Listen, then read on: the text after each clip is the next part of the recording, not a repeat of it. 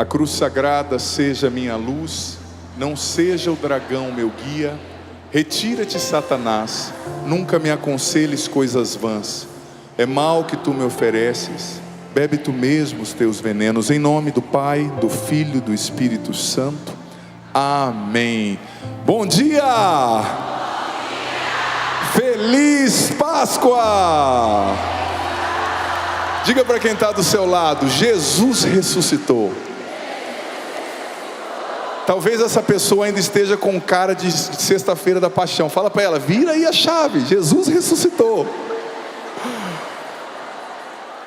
Meus queridos irmãos e irmãs, que alegria a gente estar junto nessa madrugada linda, nessa vigília linda. Quero pedir a bênção do Padre Bruno, dos padres que estão aqui também conosco, rezando, nos acompanhando. Olha, eu tenho certeza que o Padre Jonas Abib, o fundador da Canção Nova, lá no céu, está vibrando de alegria de ver esse centro de evangelização lotado. Pode aplaudir o Monsenhor Jonas com alegria, com força, com fé. Olha que coisa mais linda. Eu vi a Ana Lúcia cantando aqui, escolheu músicas tão bonitas e tocou tanto o nosso coração, né? Nós, os padres, os missionários que estamos aqui, vermos, aliás, tanta gente cantando, tantos jovens, né? Tá muito bonito até aqui, mas eu quero dizer para você, tá bonito até aqui, não vai dormir nem babar aí na hora da pregação, hein? Você pode cuidar da pessoa que está do seu lado, sim ou não? Gente, eu celebro a missa todas as segundas à tarde, aqui a missa da família, né? E eu sei que tem gente que vem de caravana, às vezes viaja a noite inteira, mas tem gente que dorme na missa e disfarça. Tem uns que dormem assim, ó, com a boca aberta. Então nem disfarce nem durma com a boca aberta, combinado? Quero pedir a você, amado, amada, que você abra a sua Bíblia no Evangelho de João, capítulo 14, versículo 19. Eu vou dizer para ti, o tema que me foi passado é um tema muito bonito. O tema é Porque Ele Vive. Aquela canção que a gente cantou, que a Ana começou, acho que se eu não me engano, o momento dela cantando, Porque Ele Vive. Você pode solar para mim em sol maior, o tecladista, por gentileza, pode segurar em sol. Essa música é muito linda e é o tema da nossa pregação. E você sabe que para fazer essa pregação, quando o departamento de eventos me passou o tema, eu fui estudar a história dessa música, porque é uma música muito linda, sim ou não? Tem tudo a ver com essa manhã, porque Ele vive, eu posso crer no amanhã, né? E sabe o que eu descobri? Que essa música foi composta a partir desse versículo aqui, João capítulo 14, versículo 19. Você achou? Sim ou não? Vamos ler juntos, João 14, 19. Ainda um pouco de tempo, e o mundo não mais me verá, mas vós me vereis, porque eu vivo e vós vivereis. Veja bem, Jesus estava naquele discurso de despedida ali. Muitas vezes ele tinha falado para os discípulos: olha, eu vou partir, eu vou morrer crucificado, vocês vão ficar sem me ver um tempo. Os discípulos tinham dificuldade de entender, né? De entender a crucifixão, de entender também a ressurreição. Então Jesus fez essa afirmação: eu vivo e vós vivereis. Mas você sabia, pode dar um pouquinho mais de voz para mim no retorno aqui, meu? Você sabia que na Bíblia existem duas palavras para dizer vida, para descrever a vida, né? A Bíblia foi escrita em grego, então existiam duas palavras. A primeira é bios, daí vem a palavra biologia, né? Que quer dizer a vida carnal, a vida humana, a vida física. E existia uma outra palavra, que era a palavra zoé do grego, que queria dizer da vida espiritual, da vida da alma, não somente a vida física, mas a vida da alma, a vida do interior, a vida do ser mais profundo dentro da gente. Então quando Jesus falou isso aqui, veja bem, Jesus usou a palavra zoé. Ele não estava falando só da vida física, porque quando a gente morre, a vida física, quando você vê alguém que você conhecia no caixão, a vida física perece, o corpo entra em decomposição. Mas Jesus estava dizendo: olha, eu vivo e vós vivereis. Mesmo quando a matéria passar, a alma de vocês, a sua alma é imortal e vai viver comigo para sempre. Então Jesus foi explicando nessa passagem: olha, eu vou preparar um lugar para vocês, depois eu vou vir buscar vocês, e assim sucessivamente. E o autor dessa música, veja bem, essa música é de um casal americano, né? Eles são um casal compositor chamado Bill and Gloria Gaither. A música, né, chama Because He Lives. E eles compuseram essa música no seguinte contexto, presta atenção. Em 1968 foi um tempo muito difícil. Foi a época que estourou a revolução sexual, né, ali em 1960, a revolução do movimento hippie. Começou com um movimento estudantil na Europa, né? Que, você tem noção, o jargão, né? O jargão desse movimento estudantil, o grito de guerra deles era o seguinte, presta atenção: nós odiamos o sagrado. Era o grito de guerra deles. O sagrado é o nosso inimigo. Viva o efêmero. O que é o efêmero, né? Do grego efêmeros quer dizer aquilo que dura só um momentinho. Ou seja, nós queremos viver o momento, o sagrado, o eterno, que se exploda. Então esse movimento começou a combater aquilo que a gente chama de moral judaico-cristã, né? A crença em Deus, os valores cristãos, a crença na família, tudo que é valor bíblico, esse movimento começou a combater e se espalhou com uma facilidade, né? Nesse mesmo tempo estava acontecendo a Guerra Fria, nesse mesmo tempo estava acontecendo a guerra no Vietnã. E esse casal, que era um casal cristão, nesse tempo dessa confusão toda, ficaram grávidos de um menino chamado Benjamin.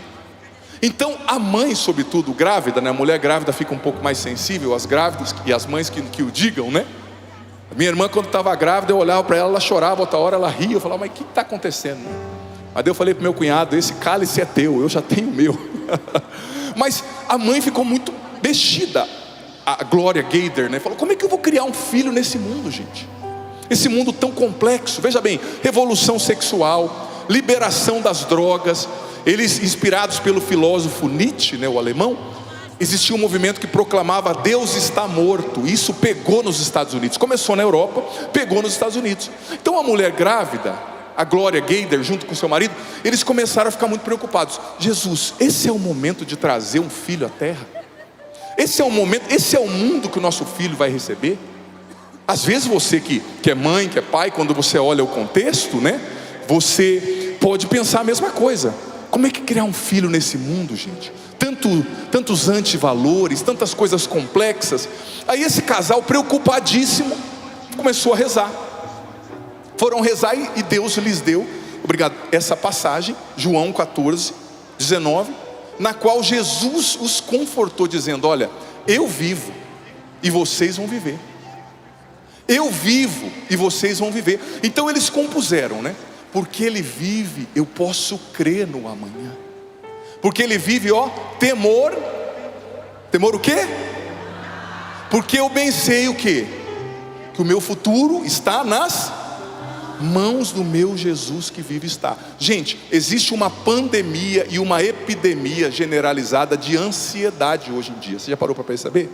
Claro que ninguém aqui é ansioso, só assim mais em outros lugares, né? É mais lá do sul de onde eu venho, o povo é mais ansioso, sabe? Mas aqui não tem ninguém. Olha para quem está do seu lado, olha a cara dessa pessoa que calma, paciente. Ela sabe esperar. Todo mundo está muito ansioso. Por que muitas vezes a gente está muito ansioso? Você já percebeu? Claro, existe ansiedade patológica, doentia, que talvez é fruto ali de um desequilíbrio, né, na química hormonal do cérebro. Pode acontecer. Mas muitas vezes, presta atenção, a ansiedade nasce do medo, da vontade de querer controlar tudo. As coisas vão saindo das nossas mãos, né? E a gente vai ficando com medo, a gente vai ficando confuso. Mas a ressurreição de Cristo, presta atenção, ela é a certeza que nos dá esperança. Nos dá esperança. Porque veja bem, todos os homens e mulheres de Deus na Bíblia, eles precisaram crescer na esperança para alcançar o que Deus lhes tinha prometido. Crescer na esperança, porque a ressurreição de Cristo, ela nos dá esperança. Repete isso depois do Padre, a ressurreição de Cristo. Mais forte, a ressurreição de Cristo me dá esperança.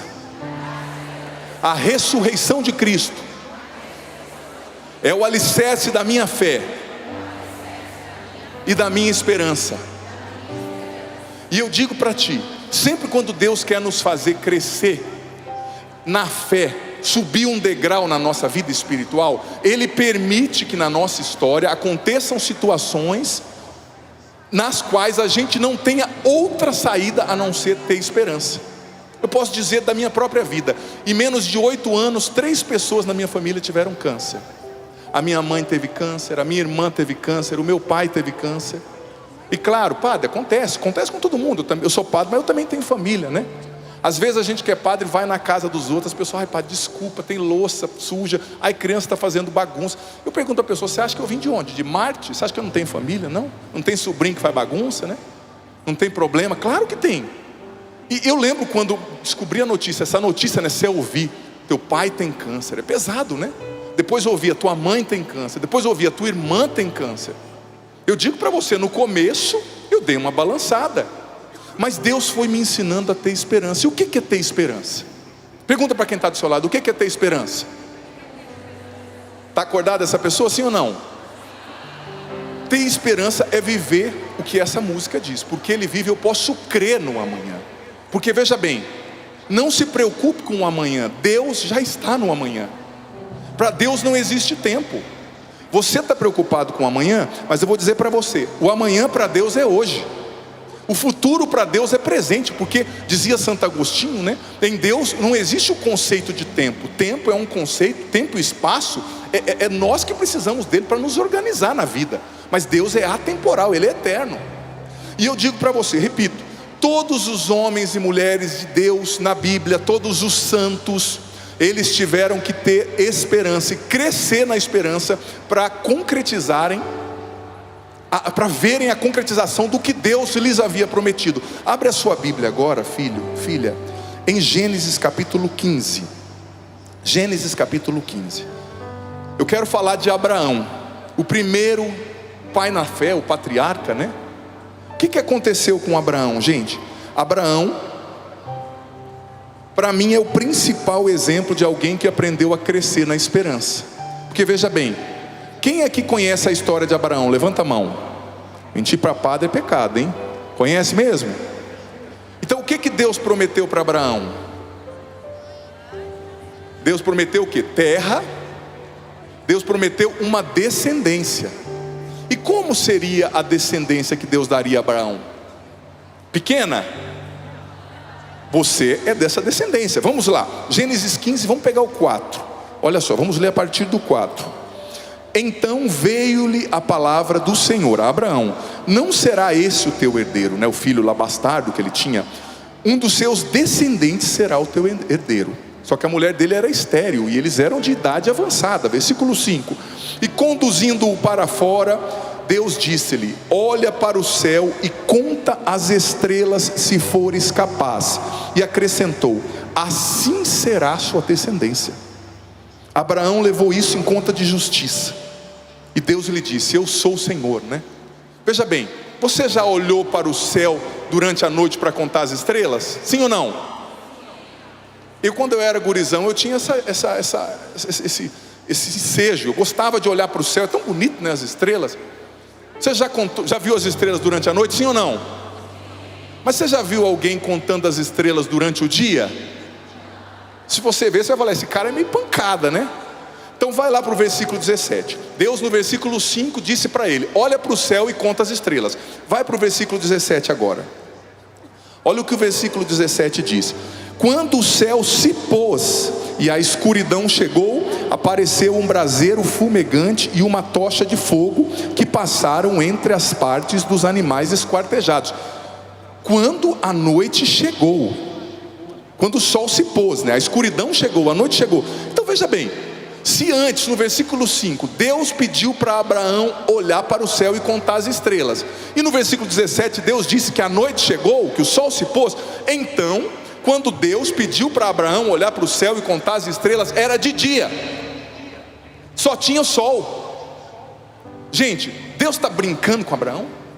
Deus está brincando com você? De olhar para o céu durante o dia e contar estrelas? Isso não existe. Mas o que Deus estava ensinando a Abraão e ensinando a mim e a você? Que esperança é isso? É você olhar, Mesmo sem ver a estrela, você só vê a luz do sol, mas você diz: Senhor, eu creio, as estrelas estão lá e elas vão brilhar na hora certa, porque o Senhor é fiel. O Senhor é fiel para cumprir o que promete. Diga para quem está do seu lado: você está entendendo o que é esperança? Diga para quem está do seu lado. Esperança é você olhar para o céu no meio do dia e contar as estrelas. Ou seja, você não vê as estrelas. Esperar não é ver, é crer, mesmo contra toda a esperança. Gente, às vezes você lê essa passagem e não pega esse detalhe. Quando Deus pediu a Abraão para ele olhar para o céu e contar as estrelas do céu, era dia, não tinha como ver estrela, mas Deus estava formando a fé de Abraão, dizendo: filho, confia em mim, você não vê, mas eu já estou fazendo. E é isso que Deus está dizendo para muitos de vocês aqui agora, para mim e para você. Talvez você veio aqui rezando pela conversão do seu filho, como a minha mãe rezou pela minha conversão tantos anos quando eu estava na droga. Eu contei meu testemunho aqui hoje na minha pregação. Por anos, gente, eu chegava em casa chapado de maconha, cocaína, pasta à base de crack, e minha mãe estava ajoelhada lá na sala rezando por mim. Eu vi umas 4 mães, na verdade. Eu estava tão chapado que eu via qual delas é minha mãe, né? Mas a minha mãe rezou por mim. E eu vou ser sincero, ela não via sinais de mudança. Quanto mais a minha mãe rezava, hoje eu faço a leitura, parece que pior ficava. Ela rezando, aí eu entrei em coma. Ela rezando, aí eu fui expulso da escola. Só porque eu soltei uma bomba no banheiro lá, quase peguei o professor, tadinho, fazendo o serviço lá, a bomba estourou. Era um menino muito calmo, viu? Minha mãe, você tem noção, ela teve filhos calmos, né? Mas ela não via, ela só tinha fé. Mas isso bastou. Por quê? Porque enquanto o inimigo estava tentando convencer a minha mãe: o seu filho vai morrer na droga, Deus já estava fazendo o padre Adriano Zandoná nascer ali naquele menino drogado. Então o demônio quer convencer você que o que Deus te prometeu não vai acontecer. Mas eu vou ser sincero, até o diabo contribui para o plano de Deus na sua vida, porque Deus é fiel. Até quem quer te prejudicar te promove. Quando você tem fé e esperança, até quem quer te prejudicar te promove. Os irmãos de José do Egito venderam José achando que iam destruir a vida dele, mas eles fizeram José ser o vice-governador do império maior que existia naquela época, o homem mais poderoso depois do faraó. Meu irmão, tenha esperança.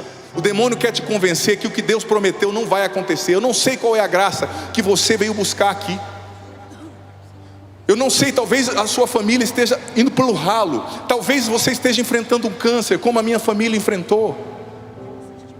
Talvez você esteja lutando contra um vício interno que te humilha. Talvez você esteja com um problema financeiro. Talvez você esteja com depressão, com transtorno associado à ansiedade, ao pânico. Eu não sei, mas o que eu sei é que Deus é maior que isso, e que o diabo não pode impedir a obra de salvação de Deus de acontecer na sua vida.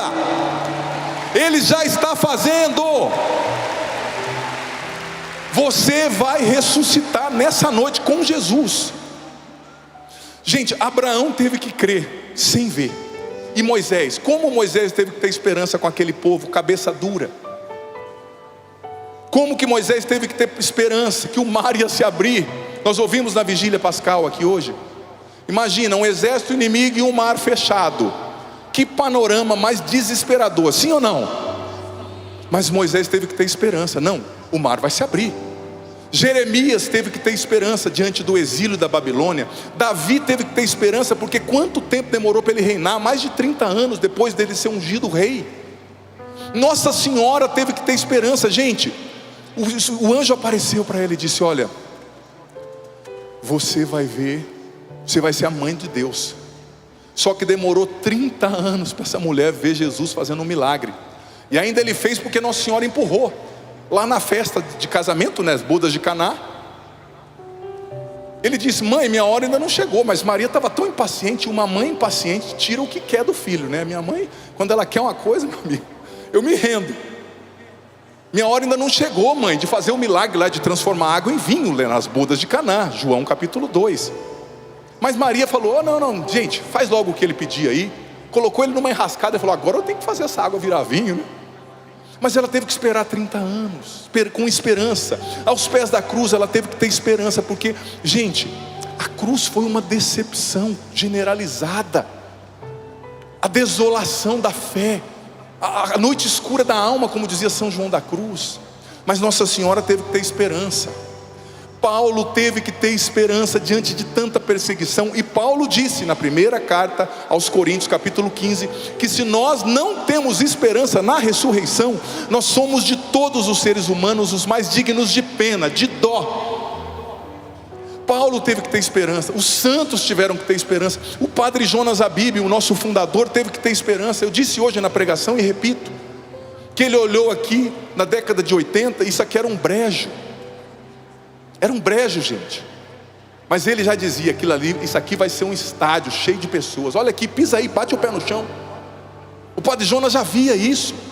Você e eu temos que ser pessoas de esperança, como esse casal que compôs essa música tão linda, gente, numa situação tão difícil.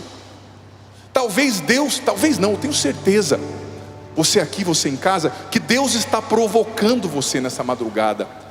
Talvez você tenha um impossível na sua vida, é você mesmo.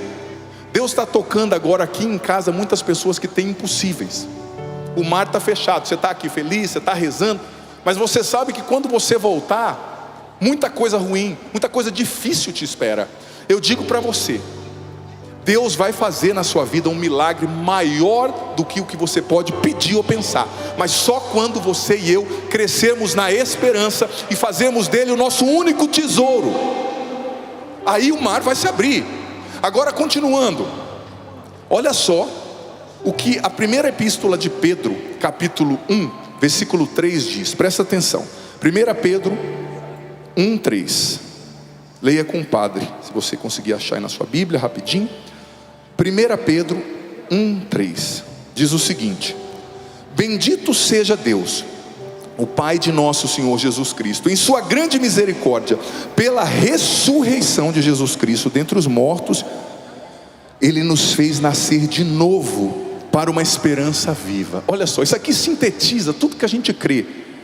Bendito seja Deus, o Pai de nosso Senhor Jesus Cristo, que em sua grande misericórdia, pela ressurreição de Jesus dentre os mortos, Ele nos fez nascer de novo para uma esperança viva. Diga para quem está do seu lado, pela ressurreição de Jesus. Mais forte, pela ressurreição de Jesus. Deus nos fez nascer de novo para uma esperança viva. A ressurreição, a crença na ressurreição, a crença no poder de Deus faz você e eu nascermos de novo. E olha só, não precisa abrir, mas a carta de São Paulo aos Romanos, capítulo 5, versículo 5 diz: a esperança não decepciona. Filho, filha, a esperança em Deus, ela não decepciona. Se você esperar no político, se você esperar na pessoa que você segue, o influencer, se você esperar em alguém que você admira, você pode ser decepcionado. Mas a esperança em Deus nunca decepciona. E sabe por quê?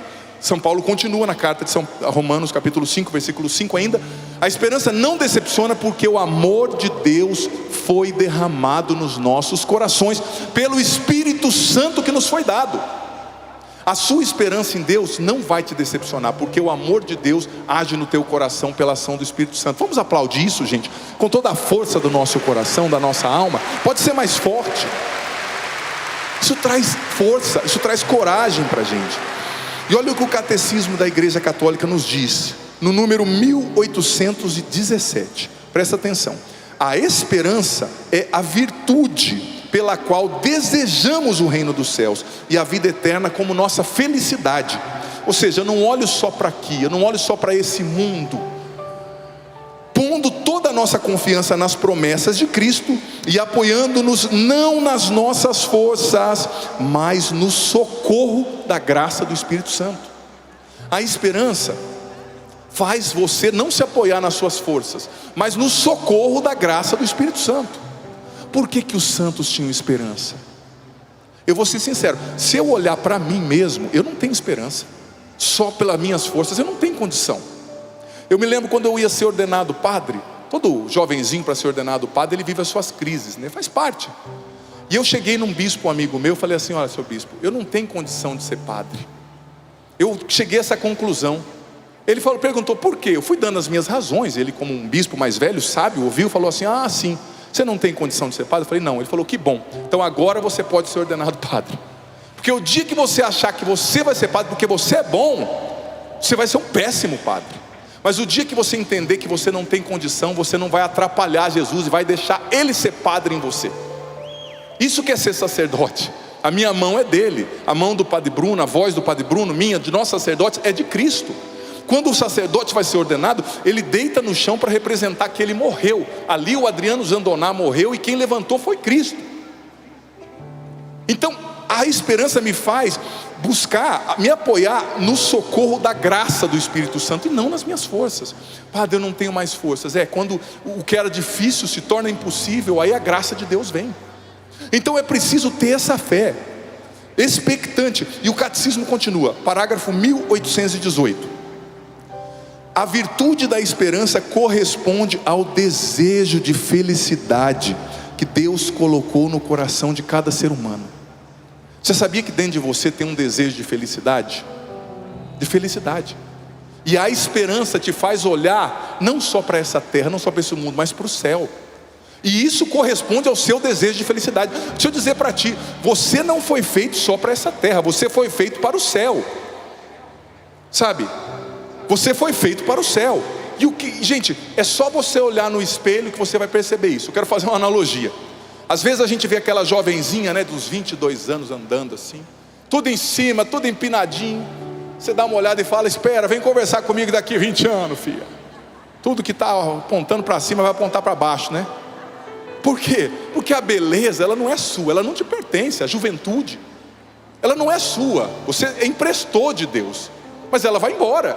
Isso mostra para mim e para você que nós não fomos feitos só para isso aqui que perece, que desvanece, que vai embora. Nós somos feitos para o céu, nós somos feitos para algo mais. Só que eu vou dizer para você, assim como os discípulos, presta atenção no que o padre vai dizer, assim como os discípulos, querido filho, querida filha, você aqui, você em casa, nós também equilibramos a nossa vida nessa nuance, melhor dizendo, entre decepção e esperança. Você viu que quando Jesus caminhava com os discípulos de Emaús, os discípulos de Emaús caminhavam assim, gente, cabisbaixos. E Jesus andando com eles, você não soube, Jesus, os discípulos contaram, né? Disseram para Jesus, você não soube o que aconteceu em Jerusalém? Mataram Jesus, que era forte, que nós achávamos que era o Messias. Aí Jesus começou a explicar, mas não era isso que a Escritura disse que tinha que acontecer com o Messias, com o enviado de Deus, com o Filho de Deus, que ele não ia morrer e ressuscitar? Então os discípulos estavam decepcionados, desolados.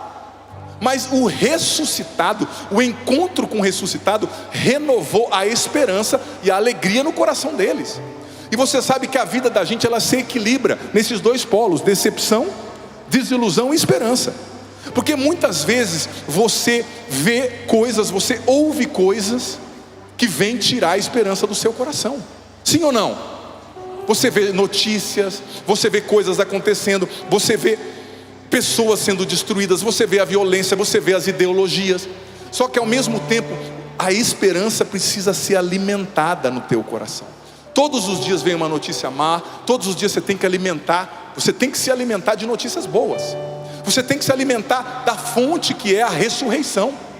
Porque eu digo para você, o que a ressurreição de Cristo nos ensina? De São Paulo aos Coríntios, ele diz que Jesus venceu o último inimigo a ser vencido, que era a morte. A morte, o último inimigo a ser vencido. Jesus venceu, que era a morte. Então, ou seja, não tem para ninguém. Se Jesus venceu a morte, meu irmão, o que ele não pode vencer? Se Jesus venceu o diabo, o que ele não pode vencer? Eu repito, até o diabo contribui para o plano de Deus na sua vida, quando Deus quer agir. Nada pode impedir o plano de Deus, nada. Eu digo para você, não depende só de você. Claro, você tem que ser fiel, você tem que fazer a sua parte, mas meu irmão, se você soubesse o que Deus tem preparado para você, deixa eu dizer isso para ti. A carta de São Paulo aos Efésios, capítulo 3, versículo 20, não precisa abrir, ela diz o seguinte: que Deus tem preparado para nós mais do que aquilo que a gente pode pedir ou pensar. Você tem noção do que isso significa? Sim ou não? Você tem noção? A carta de São Paulo aos Coríntios, 1 Coríntios capítulo 2, diz o seguinte: coisas que os olhos não viram, os ouvidos não ouviram, o coração jamais imaginou, é o que Deus tem preparado para aqueles que o amam. Diga para quem está do seu lado: é o que Deus tem preparado para você. Diga para essa pessoa com força: é o que Deus tem preparado para você. Deus não é homem para mentir. É preciso ressuscitar a esperança da ressurreição todos os dias. E você sabe, encerrando já, o Papa Bento XVI, ele nos dá 5 razões, sabe? 5 razões, 5 pensamentos sobre a esperança. O Papa Bento XVI, ainda quando exercendo o seu ministério, ele escreveu uma encíclica chamada Esper Salvi, salvos pela esperança, né? Do latim. E ele tem 5 pensamentos nos quais ele nos dá o caminho para a gente manter a esperança acesa no nosso coração. Primeira coisa que o Papa Bento XVI disse: para você cultivar a esperança, presta atenção, para você cultivar a esperança, o Papa Bento XVI disse: o futuro, somente quando o futuro é certo como realidade positiva, é que se torna visível também o presente. O que o Papa Bento XVI quis dizer? Que para você viver com esperança, você tem que ver o seu futuro. Você tem que antever a glória que te espera no céu, mas também o que Deus tem preparado para você aqui. Porque quem sabe para onde vai, gente, não é abatido por qualquer vento. Segunda coisa que o Papa Bento XVI diz: para alimentar a esperança, você precisa todos os dias ter um relacionamento pessoal com Deus. Leitura da Bíblia, oração, visita ao Santíssimo. Isso é óbvio, né? Sem relacionamento com o ressuscitado, você não tem a esperança na ressurreição. Terceira coisa, o Papa diz: precisamos ter clareza dos motivos da nossa esperança. Por que nós acreditamos? Por que nós esperamos? Porque Ele vive. Porque eu posso crer no amanhã, o que nós cantamos na música. Clareza disso sempre. Quando o diabo nos tentar com o desânimo, com a desesperança, ter clareza: porque Ele vive, eu posso crer no amanhã. Porque Ele vive, medo, temor não há. Quarta coisa que o Papa disse: para ter esperança, você precisa reconhecer a sua necessidade de Deus. Em tudo. Ser um mendigo de Deus, um dependente de Deus. Isso alimenta a esperança. E quinta coisa que o Papa Bento XVI ensinou, né? Para ter esperança, ele disse que o sofrimento e a oração são os lugares de aprendizagem da esperança. Ou seja, é no sofrimento, orando, através da oração, da vida de oração, que você aprende a crescer na esperança. Vamos ficar em pé? Diga para quem está do seu lado: pode ficar em pé com coragem, força. Eu sei que são 2:03 da manhã, né? Diga para quem está do seu lado assim, ó: Deus enviou, canta para essa pessoa, seu Filho amado para morrer. Canta para essa pessoa: no teu lugar, na cruz pagou os meus pecados, mas o sepulcro vazio está, porque Ele vive. Quero ouvir você. Porque Ele vive, eu posso crer no amanhã. Porque Ele vive, temor não há. Mas eu bem sei que o meu futuro está nas mãos do meu Jesus, que vivo está. Quero ouvir você, porque Ele vive. Força! Eu posso crer no amanhã, porque Ele vive. Temor não há,